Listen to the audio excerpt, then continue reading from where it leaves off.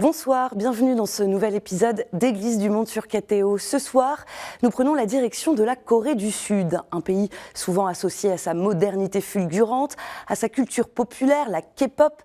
Derrière l'image d'une nation ultra connectée se dessine aussi une vie spirituelle, marquée par une histoire chrétienne singulière, portée dès les origines, aux alentours du XVIIIe, XIXe siècle, par des laïcs. Pour nous éclairer sur les spécificités et les défis du catholicisme en Corée du Sud aujourd'hui, et alors que se profilent les JMJ 2027 à Séoul, nous recevons le père André Thué, responsable de la communauté Saint-Siméon-Berneux de la congrégation des Bienheureux Martyrs de Corée, doyen du secteur de la Vallée du Loir dans le diocèse du Mans. Mais avant cela, je vous propose quelques repères.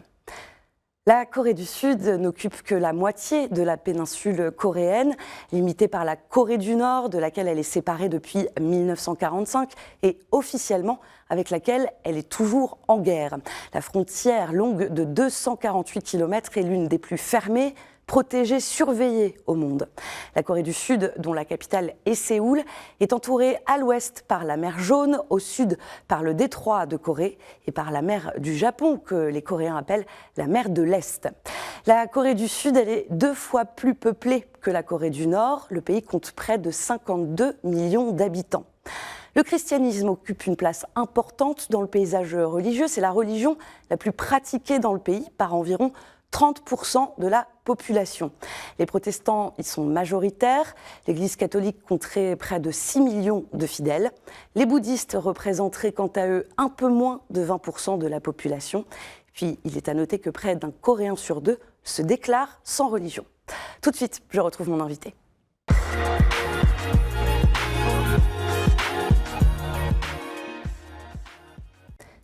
Père André Thué, bonsoir. Bonsoir Marion. Merci d'être avec nous sur le plateau d'Église du Monde. Pour faire un petit peu connaissance, vous êtes originaire de la ville de Busan, dans le sud-est du pays. Vous êtes en France depuis 14 ans, comme prêtre donc, du diocèse de Mans, dans la Sarthe. Vous êtes notamment le responsable de la congrégation, de la communauté Saint-Siméon-Berneux, de la congrégation des Bienheureux Martyrs de Corée.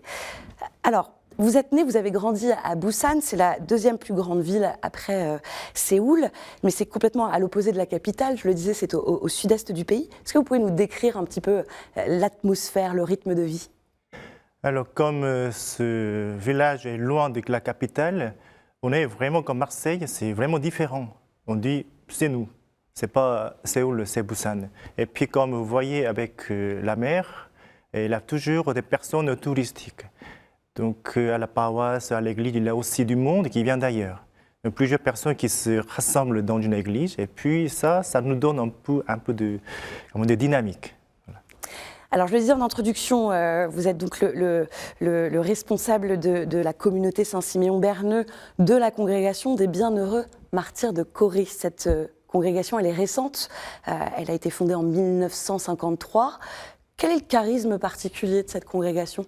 Alors, quand vous voyez le nom martyr de Corée, en Corée, dans l'histoire, on a plusieurs martyrs. Et puis un prêtre coréen qui voulait vraiment fonder une congrégation par un Coréen.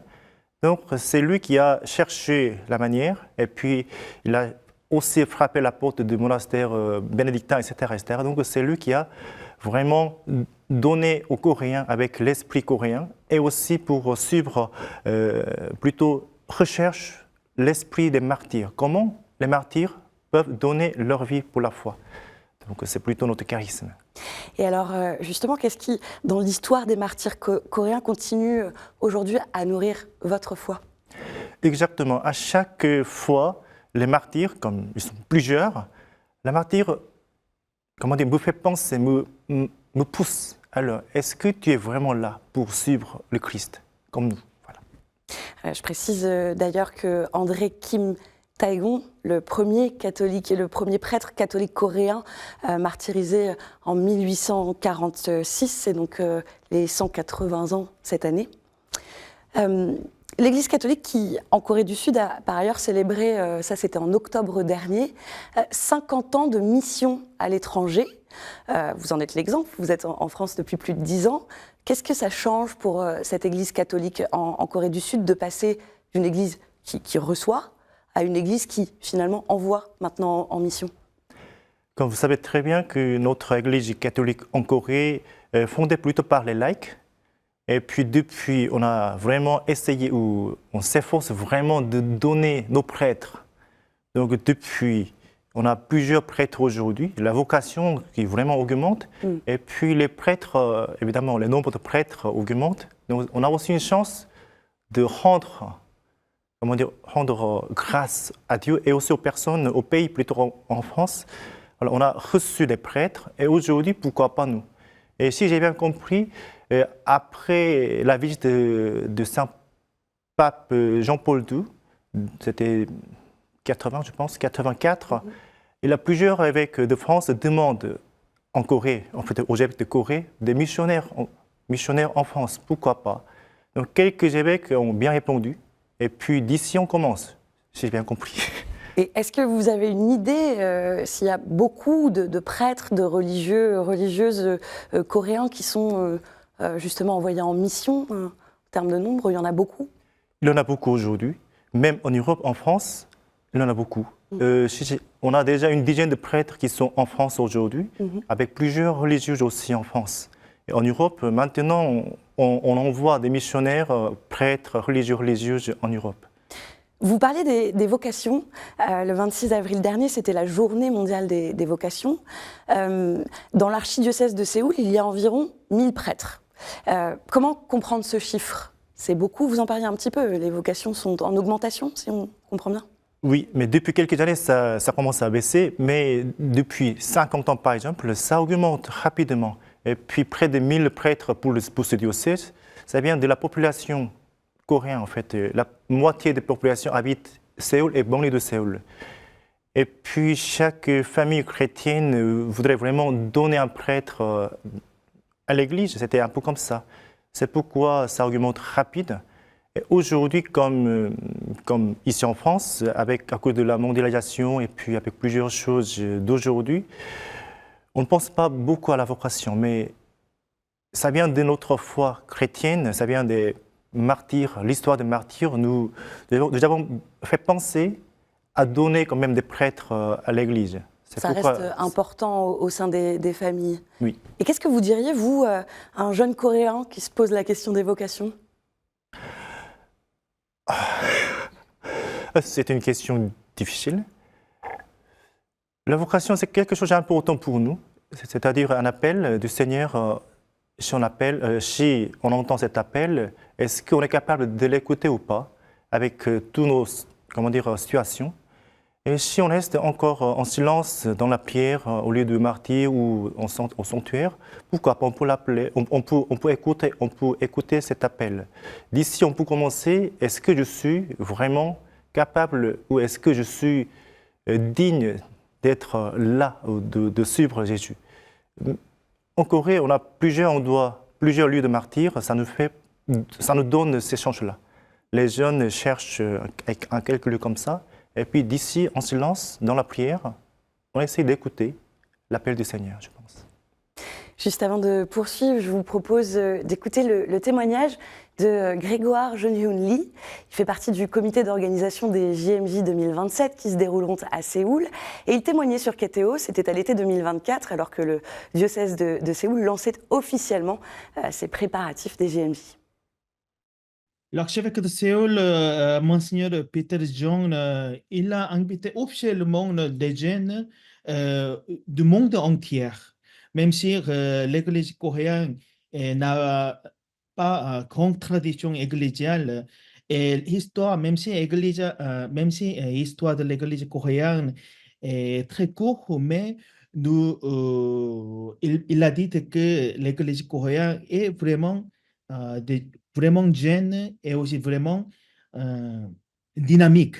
Monseigneur Jong Sun-taek a dit que beaucoup de monde entier, que les étrangers, les jeunes du monde entier ont regardé maintenant K-pop, K-culture, K-food, etc. Mais maintenant, il veut regarder pour l'instant K-foi, c'est-à-dire que la foi de coréenne. parce que l'église coréenne est très dynamique, très jeune. Et aussi, même si nous avons passé aussi la pandémie il y a quelques années, mais l'église est vivante toujours, très activité, très dynamique. Les jeunes cherchent de Dieu, ils suivent toujours la parole de Dieu, il étudie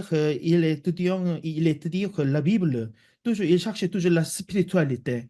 Monseigneur a dit que voilà, tout le monde cherchait la foi, l'espérance, l'amour de Dieu parmi nous, spécialement l'Église coréenne. Père André, on vient d'entendre ce témoignage de Grégoire. Il parle de quai foi.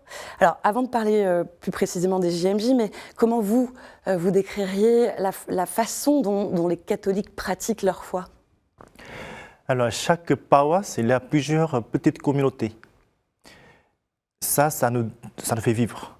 La paroisse, c'est déjà une grande communauté, mais à chaque paroisse en Corée, on a plusieurs petites communautés. C'est-à-dire parfois 5 ou 10 personnes ensemble, et ces communautés-là, il fait vivre.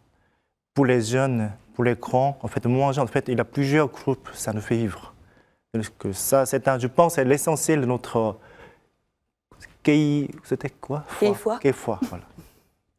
Est-ce qu'il y a une façon particulière pour les jeunes de pratiquer cette foi? On entendait Grégoire qui parlait de cette église dynamique. Comme Grégoire l'a bien dit, les jeunes ils cherchent leur foi, quelque chose de spiritualité. Donc, ils étudient la Bible, ils cherchent quelque chose vraiment parfois théologique et philosophie, en fait quelque chose de l'Église. Ils cherchent quelque chose de la vérité. Donc nous, l'Église catholique, peut donner la réponse. Donc les jeunes viennent rester dans cette spiritualité. Il y a un fort respect des fidèles envers le Saint-Sacrement, le fait de se confesser en Corée, c'est très important aussi. C'est très important. C'est pour les confessions, c'est un peu obligatoire pour les catholiques en Corée. Avant Pâques et avant Noël, 2 fois par an, c'est vraiment obligatoire. Même si c'est obligatoire, les jeunes, ils viennent vraiment spontanément parce que le temps de ce temps de confession nous donne quelque chose. En fait, grâce à ce temps, nous recevons la miséricorde. Les jeunes, ils savent très bien aujourd'hui. Dès l'origine, on en parlait, ce sont des laïcs qui ont porté le catholicisme en Corée du Sud. Comment est-ce que cet héritage il se traduit aujourd'hui dans la vie de l'Église? Le laïc, il reste toujours au sein de l'Église. Même si aujourd'hui on est plusieurs prêtres, surtout dans le diocèse de Séoul par exemple, une église avec parfois 2 ou 3 prêtres ensemble, travaillent ensemble, mais les laïcs ils sont toujours présents. À la réunion de l'EAP ou plusieurs petites communautés, les laïcs ils sont toujours présents. Donc si on n'a pas de laïcs à la paroisse, ça ne marche pas. Même s'il y a plusieurs curés à la paroisse, mais on cherche toujours à leur... Où sont-ils? C'est plus important les laïcs aujourd'hui. C'est très important pour la dynamique de cette église. Je précise que pour la première fois, le 10 février dernier, une femme laïque a été nommée à la tête de la commission pour l'évangélisation de la conférence épiscopale. Il s'agit de la théologienne Anna Yu Ye-suk, que l'on voit d'ailleurs à l'écran. Comment cette foi, elle résiste, ou alors elle s'adapte à cette société de plus en plus individualiste? Quand on parle de la Corée du Sud, il y a une expression, il me semble, pali-pali, qui veut dire vite, vite. Comment est-ce que la foi, elle s'adapte? Alors cet esprit vraiment coréen, ça, pali-pali, vite, vite, ça, comment expliquer? Pour comprendre, pour croire quelque chose, on demande aussi vite, vite. Alors, mon père, expliquez-nous rapidement, parce qu'on aimerait bien savoir tout de suite. Si je ne comprends pas, on cherche sur Internet ou sur les bouquins, on cherche. On a besoin de comprendre, on a besoin de savoir quelque chose. Avec cet esprit, pali, vite, vite, ça nous fait aussi pousser aussi. Est-ce que c'est quelque chose que vous voyez d'un bon œil? Vous trouvez ça... comment vous... En tant que prêtre? En tant que prêtre, Parfois, c'est un peu gênant parce que même si, par exemple, personnellement, je ne connais pas grand-chose, par exemple, sur certaines choses, mais nos parents nous demandent, en disant vite, vite, mon père, donnez-moi la réponse. Mais j'aimerais bien savoir comment ça se passe. Et puis, en prière, en silence, peut-être, parfois, il faut du temps. Mais dans cet esprit, parfois, c'est un peu gênant. Mais ça nous aide aussi. Pour les prêtres, on travaille tout le temps, on étudie comme les laïcs. Donc ça marche, ça s'entend bien, je pense. Quand on préparait cette émission, vous me parliez du Covid qui avait quand même beaucoup changé certaines habitudes. Est-ce que vous pouvez nous expliquer? Oui, en plein Covid, je suis allé en Corée. J'ai resté avec ma famille chez mes parents, même si c'est la Semaine Sainte. Même si je suis prêtre, c'était impossible de dire la messe. J'étais devant la télé avec mes parents, mais en passant ce temps-là, les pratiquants en Corée, ils commencent à se dire « Ah oui, même si on restait à la maison le dimanche, le monde continue, il n'y a pas de changement. » Et quelques gens pensent comme ça, et puis certaines personnes, ils retournent à la paroisse pour la messe, mais les autres continuent de dire « Oui, ce dimanche-là, avant d'aller à la messe, je reste plutôt à la maison. Je vais plutôt aller ailleurs avec mes parents, avec mes amis. Pourquoi pas ?» Donc d'ici, la pandémie nous fait penser que notre foi, notre habitude, c'est pas obligatoire. On était vraiment dans la joie à la messe, mais peut-être c'était un peu en se disant « Ah, c'est obligatoire, c'est pourquoi, c'est important. » Mais aujourd'hui, si les pratiquants sont à la messe, c'est vraiment de tout le cœur, ça c'est important. Il n'y a pas de... Maintenant, là, c'est leur choix. Je voudrais qu'on revienne sur la jeunesse. 60% des jeunes Coréens, catholiques ou non, affirment que penser à leur avenir les rend anxieux. On parlait du pali-pali, d'aller vite, et c'est entre autres ce qui ressort donc d'une enquête qui a été présentée par l'Institut de recherche pastorale de l'Université catholique de Séoul. Quel rôle peut jouer l'Église dans l'accompagnement de la jeunesse face à ces questionnements, ces inquiétudes? Franchement, dans la préparation de ces JMJ, plusieurs jeunes prêtres coréens, surtout dans le diocèse de Séoul, ils s'inquiètent avec plusieurs questions des jeunes. Et aussi pour la préparation, comment on peut accueillir d'autres jeunes. Les jeunes de Corée, ils se demandent, est-ce qu'on est capable de les accueillir? Alors, est-ce que nous, c'est notre fête, les jeunes, c'est nos fêtes, mais à la fois, l'Église catholique nous demande aussi pas mal de choses. Est-ce qu'on est capable? Est-ce que c'est nos fêtes? En fait, c'est toujours plusieurs questions qui arrivent aux jeunes. Et puis, je demande à quelques amis prêtres coréens à Séoul, mais il n'y a pas de réponse. Avec les prêtres et les jeunes, ils sont en train de chercher ensemble la réponse.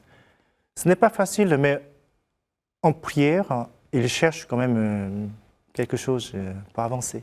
Alors, on va y revenir dans un instant, puisque Séoul, la capitale sud-coréenne, donc, qui est dans les préparatifs pour accueillir, on le disait, près d'1 million de participants à l'occasion des Journées mondiales de la jeunesse, les JMJ 2027. Eh bien, depuis 2024, des jeunes du comité d'organisation, ils s'y préparent avec enthousiasme. Regardez.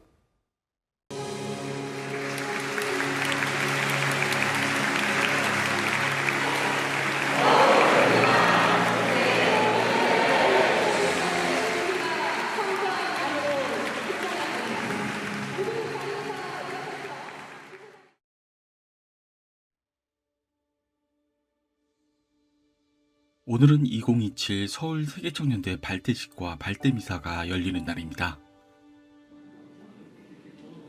발대식 기술을 맡은 청년들은 미리 모여 발대식을 준비했습니다.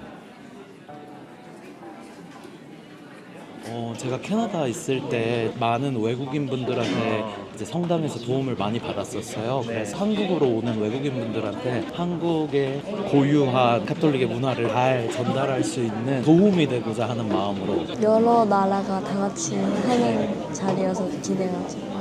다양한 국가의 친구들이 많이 와가지고 약간 서로의 문화를 알아가는 시간이 좀 되었으면 좋겠다 하고 모든 청년들이 하느님 하나로 뭉쳐서 한 마음으로 기도를 올릴 수 있다는 그런 기대감을 품고 있습니다. 번호에 해당하는 번호에 앉으시게 됩니다. 행렬을 순서는 제일 뒤에 1번부터. Alors on vient de voir l'enthousiasme de quelques jeunes et vous en parliez juste avant. Qu'est-ce que vous-même, comment vous vous préparez à cet événement des JMJ et qu'est-ce que vous disent vos amis prêtres qui sont eux en Corée donc? D'abord, pour aller au JMJ, j'aimerais bien y aller avec nos jeunes d'ici en France. Et c'est pourquoi j'ai contacté plusieurs prêtres qui sont déjà dans ce comité. Je connais plusieurs prêtres de ce comité. Alors, comment ça s'est passé? Et puis, qu'est-ce qu'il y aura en fait? J'ai demandé tant de choses, tant de fois. Mais à chaque fois, leur réponse est avec beaucoup de questions. Mais il me répond, voilà, André, avec grande joie, on peut t'accueillir, on peut vous accueillir plutôt. Mais ce n'est pas toujours facile. On est vraiment prêt à accueillir tous nos jeunes, mais comme on n'est pas le pays catholique, il a aussi, on a besoin d'être aidé par l'État et aussi par plusieurs d'autres religions. Mais la relation, même si la relation est bonne, mais ce n'est pas toujours facile. Mais malgré tout, on attend, on s'attend. Donc il y a ces préparatifs et il y a cette inquiétude. Comment est-ce que les JMJ, justement, ils sont perçus par le reste de la société? Vous le disiez, qui n'est pas par les non-catholiques. Par non-catholiques, ça, c'était vraiment... je ne sais pas comment vous expliquer, mais les JMJ, c'est vraiment une fête catholique. Mais notre pays, ce n'est pas pays catholique. Comme vous avez bien indiqué au début, il y a plusieurs bouddhistes, protestants, il reste encore. Et puis, ils demandent la même chose à l'État. Nous aussi, si vous donnez une bénéfice, bien sûr, aux catholiques, pourquoi pas nous? Donc, même si les jeunes, ils sont prêts à accueillir les jeunes du monde entier, mais ils demandent la même chose. Alors, nous, les protestants, nous, les bouddhistes, on est aussi capables, mais pourquoi on n'a rien? Ce n'est pas l'égalité. Je le dis comme ça. On comprend donc que c'est un peu source d'inquiétude quant au reste de la population en Corée du Sud. Père André, juste avant de se quitter, je vous propose de passer à la toute dernière partie, brièvement, des questions courtes, des réponses courtes. Quelle figure catholique en Corée du Sud vous inspire particulièrement? Deux personnes, deux figures. D'abord, c'est André Kim, patron de tous les prêtres coréens. Et puis, mon nom, ça vient de ce prêtre. Et puis, deuxième figure, c'est Siméon Berneux, un des martyrs de Corée. Il est originaire du diocèse du Mans. Et puis, il est né à Château-du-Loir, où je suis maintenant. C'est lui qui m'appelle ici en France. Donc, c'est une figure très importante pour moi. Quel sanctuaire ou lieu de pèlerinage dans lequel vous aimez vous ressourcer en Corée du Sud? Alors, comme lieu de martyr de Corée, ça m'inspire beaucoup. Surtout, on appelle le sanctuaire Saenamto, lieu des martyrs. Il y a plusieurs saints martyrs de Corée qui ont été décapités là-bas. Donc, j'aime bien y aller, rester en silence dans la prière et puis dire la messe. Ça, c'est vraiment une grande joie pour moi. Une intention de prière pour les Coréens catholiques en conclusion? Une intention de prière, c'est vraiment... Le monde est tout petit. On prie pour les uns et les autres. Et en préparant les JMJ, la France, on prie beaucoup pour les Coréens. Et je demande, si possible, quelques Coréens, ils regardent quand même cette émission. Je demande aussi la même chose, je prie aussi pour la France. Père André Chouet, merci beaucoup d'avoir été avec nous sur le plateau d'Église du Monde. Merci Marion. Et tout de suite, on continue avec la chronique du Monde.